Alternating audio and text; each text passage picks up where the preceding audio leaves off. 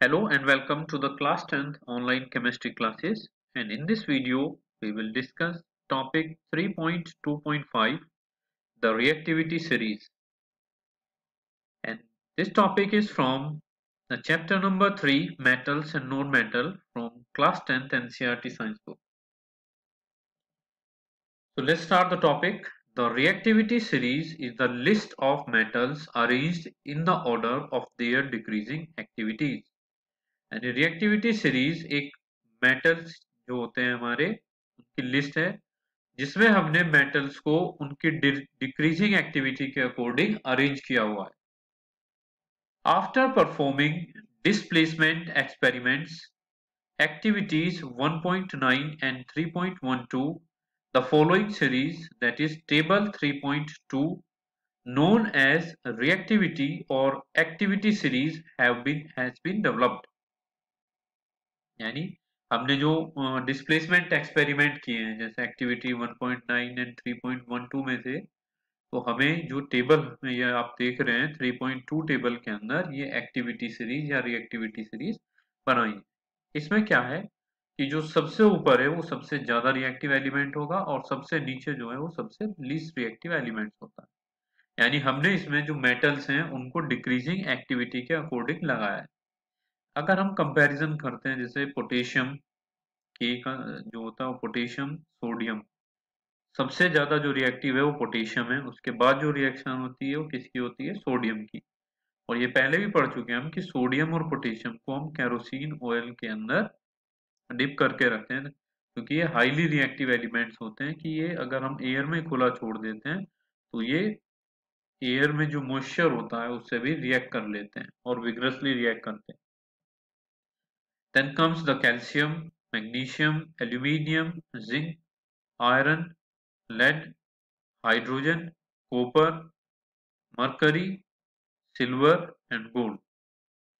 तो जो ऊपर के एलिमेंट है, मान लीजिए एल्यूमिनियम है और आपके पास लेड है, तो एल्यूमिनियम ज्यादा रिएक्टिव है लेड से. तो अगर डिस्प्लेसमेंट रिएक्शन होगी तो aluminium will displace lead from its compound.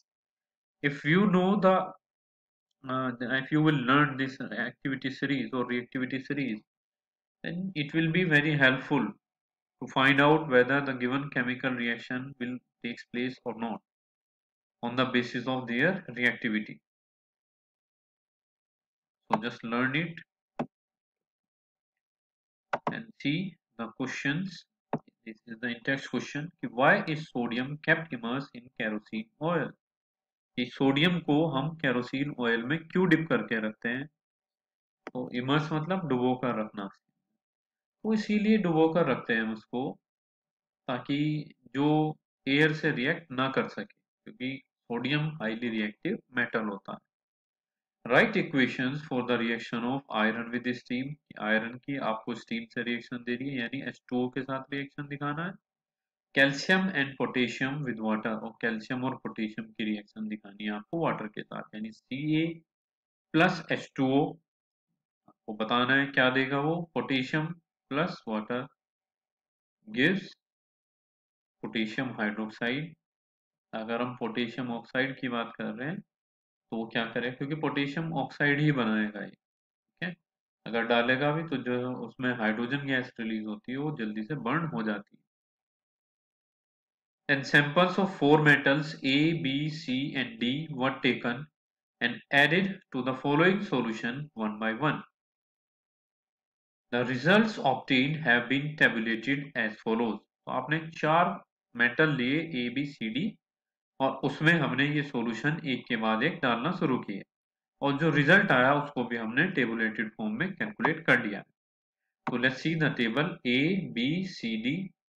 When iron sulphate से जब भी रिएक्शन हुई तो इसमें क्या हुआ कि ए के साथ में कोई रिएक्शन नहीं है, बी के साथ डिस्प्लेसमेंट, सी के साथ कोई रिएक्शन नहीं, डी के साथ कोई रिएक्शन नहीं. तो इससे हम ये ऑब्जर्व कर सकते हैं कि अगर बी मेटल है हमारा और वो डिस्प्लेसमेंट रिएक्शन शो करता है आयरन सल्फेट का, यानी बी क्या है, आयरन से ज्यादा रिएक्टिव होगा.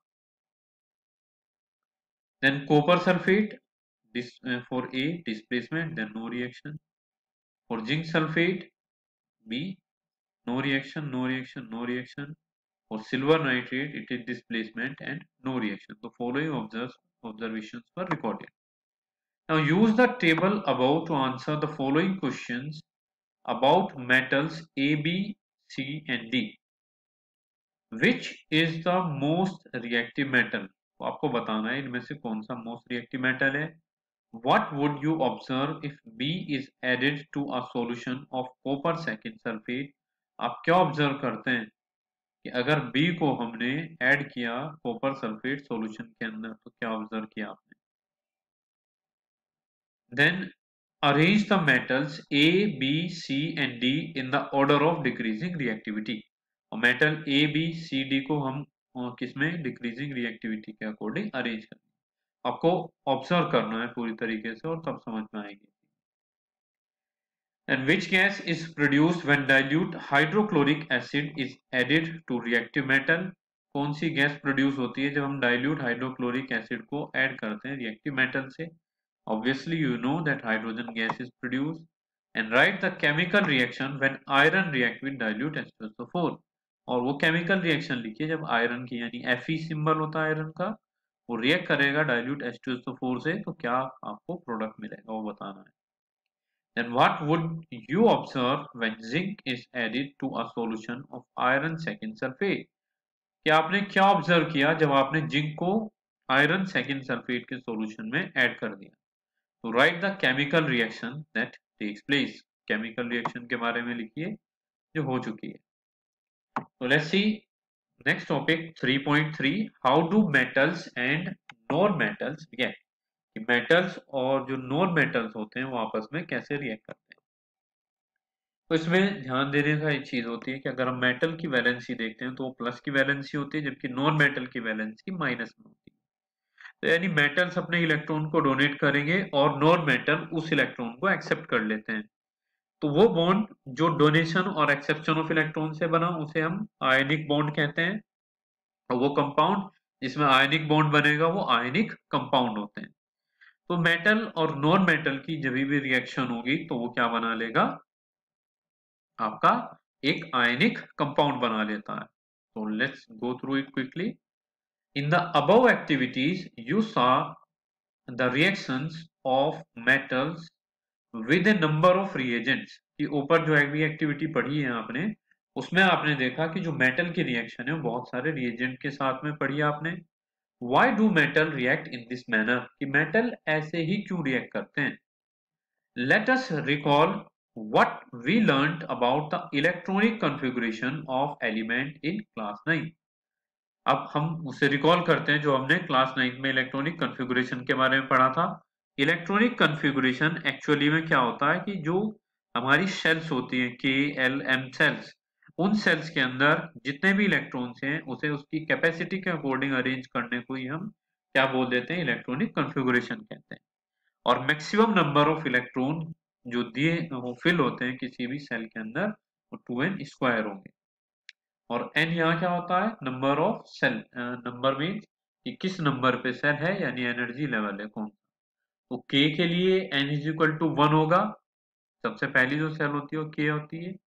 k l m n o p इस तरह से चलता है और उसी तरीके से नंबर बढ़ते चले जाते हैं.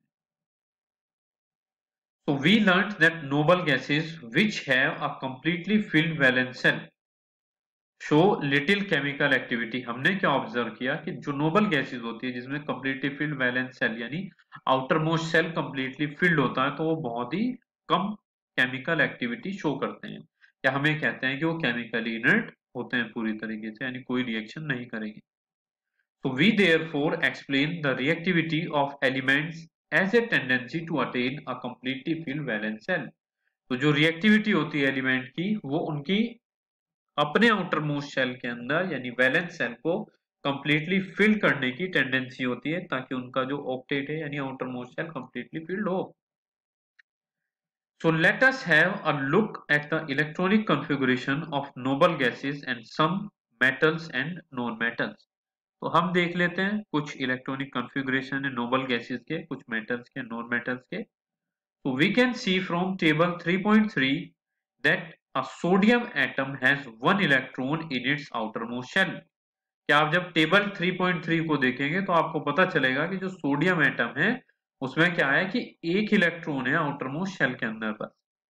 If it loses the electron from its M shell, then its L cell now becomes the outermost shell and that has a stable octet।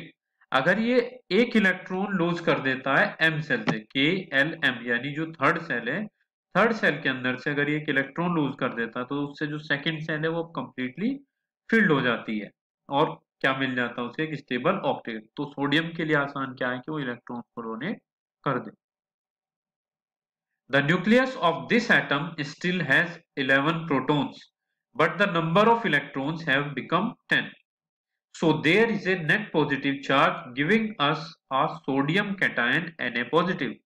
तो जो न्यूक्लियस है एटम का, अभी भी उसने भले ही इलेक्ट्रॉन लूज कर दिया हो लेकिन उसमें अभी भी क्या 11 प्रोटॉन्स हैं और उन 11 प्रोटॉन्स के ऊपर पॉजिटिव चार्ज है, जबकि अब इलेक्ट्रॉन कितने बचे 10। अगर दोनों 11 होते इलेक्ट्रॉन्स भी और प्रोटॉन्स भी तब इलेक्ट्रिकली न्यूट्रल होता, लेकिन जो भी ज्यादा होगा तब उसके अकॉर्डिंग क्या होगा, वो चार्ज आ जाएगा। अगर प्रोटॉन्स ज्यादा हुए तो क्या होगा, पॉजिटिव चार्ज, और इलेक्ट्रॉन्स ज्यादा हुए तो क्या होगा, नेगेटिव चार्ज। तो इसी वजह से सोडियम एटम के ऊपर क्या आ जाता है, एक पॉजिटिव चार्ज आ जाता है। So on the other hand, chlorine has seven electrons in its outermost shell। और दूसरी तरफ अगर हम देखते हैं तो क्लोरीन में सिर्फ 7 इलेक्ट्रॉन्स हैं आउटरमोस्ट शेल के अंदर। तो टेबल 3.3 से आप देख सकते हैं कि जो नोबल गैसेज हैं उनमें आउटरमोस्ट शेल में 8 इलेक्ट्रॉन्स हैं, जबकि जो मेटल जैसे सोडियम, मैग्नीशियम, एल्यूमिनियम और पोटेशियम है उन सबके आउटरमोस्ट शेल में 1 2 3 या 1 2 3 इसी तरह से इलेक्ट्रॉन प्रेजेंट होते हैं। जबकि नॉन मेटल के केस में आउटरमोस्ट शेल के अंदर तो 5 6 या 7 इलेक्ट्रॉन्स होते हैं ज्यादातर। ठीक है, तो हम इससे पता कर लेते हैं कि नॉन मेटल्स को इलेक्ट्रॉन की जरूरत पड़ती है, वो इलेक्ट्रॉन गेन करेगा, और जबकि मेटल्स को इलेक्ट्रॉन डोनेट कर सकते हैं वो, तो उन पे पॉजिटिव चार्ज रहेगा और नॉन मेटल के ऊपर negative charge. And it require 1 electron to complete its octet. यानी हम क्लोरीन की बात कर रहे थे, तो क्लोरीन क्या करता है कि उसके आउटरमोस्ट शेल में 7 इलेक्ट्रॉन्स होते हैं, just chlorine. Outermost shell में 7 इलेक्ट्रॉन है तो सिर्फ एक इलेक्ट्रॉन चाहिए इसको अपना ऑक्टेट पूरा करने के लिए। तो if sodium and chlorine were to react, अगर सोडियम और क्लोरीन को रिएक्ट करना है, the electron lost by sodium could be taken up by the chlorine. कि जो इलेक्ट्रॉन सोडियम ने डोनेट किया है वो किसने ले लिया, क्लोरीन ने, उसे लेना चाहिए। After gaining an electron, the chlorine atom gets a unit negative charge because its nucleus has 17 protons and there are 18 electrons in its K, L and M cell। कि उसके जो अब क्या है, नंबर ऑफ प्रोटॉन्स उसमें कम हो जाते हैं तो नंबर ऑफ इलेक्ट्रॉन्स ज्यादा हो जाएंगे, तो नंबर ऑफ इलेक्ट्रॉन ज्यादा होने की वजह से क्या होगा कि उसके ऊपर एक नेगेटिव चार्ज आ जाएगा और वो क्या बना लेता है, क्लोराइड एनायन बना लेता है। So both these elements can have a give and take relationship between them as follows। तो इन दोनों एलिमेंट्स में give and take रिलेशनशिप है, जैसे इसमें दिखा रखा है कि सोडियम का इलेक्ट्रॉनिक कॉन्फ़िगरेशन 281 है, जब वो एक इलेक्ट्रॉन लूज कर देगा तो Na पॉजिटिव बन जाता है। अब जो ये इलेक्ट्रॉन लूज किया है उसे किसने गेन कर लिया है, क्लोरीन ने, क्योंकि इसके आउटर मोस्ट सेल में 7 इलेक्ट्रॉन है तो एक इलेक्ट्रॉन ले सकता है, तो क्या बना, क्लोराइड एनायन बना। और ये दोनों क्या करते हैं कि ऐसे ये दिखा रखा है कि एक इलेक्ट्रॉन इसने इसको डोनेट कर दिया है, तो जो हमारा फॉर्मूला बनेगा वो Na पॉजिटिव और Cl नेगेटिव, इस तरह से हम रिप्रेजेंट कर देते हैं इसके अंदर। ठीक है, तो ये है फॉर्मेशन ऑफ सोडियम क्लोराइड। तो sodium and chloride ions being oppositely charged attract each other and are held by strong electrostatic force of attraction to exist at sodium chloride। अब जो ये अपोजिटली चार्ज हैं वो एक दूसरे को अट्रैक्ट करेंगे और किस फोर्स से अट्रैक्ट करते हैं, उस फोर्स को बोलते हैं electrostatic force of attraction. So it should be noted that sodium chloride does not exist as molecule but aggregate of oppositely charged ions। कि जो सोडियम क्लोराइड है वो एक मॉलिक्यूल की तरह से एग्जिस्ट नहीं करता है बल्कि एक अपोजिटली चार्ज आयन का एग्रीगेट होता है। तो यहीं तक रख लेते हैं इसमें, तो बाकी हम अगला जो भी नेक्स्ट रिमेनिंग पार्ट है वो नेक्स्ट वीडियो में डिस्कस करते हैं। तो इस तरह से एक क्या बन जाता है इसके अंदर, आयनिक कंपाउंड बन जाता है। तो thanks for watching this video, rest we will discuss in next